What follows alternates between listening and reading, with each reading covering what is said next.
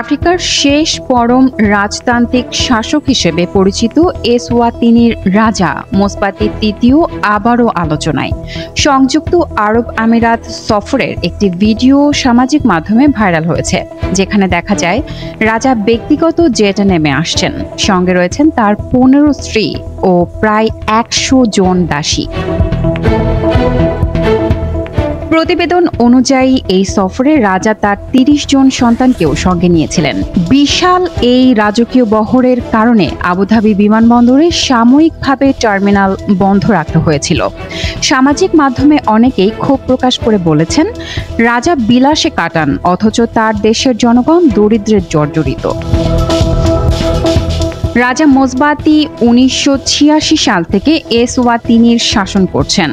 তার সম্পদের পরিমাণ $1 বিলিয়ন বেশি, অথচ দেশের 60% মানুষ দরিদ্র সীমার নিচে বাস করে। প্রতি বছর রেড ডান্স উৎসবে নতুন কনের নির্বাচন করার প্রথার জন্য সমালোচিত এই রাজা বিশ্বের নজরে আছেন তার ঐশ্বর্য ও বিতর্কিত জীবনধারার কারণে। আন্তর্জাতিক desk, Priyanka Saha, Z TV Bangla.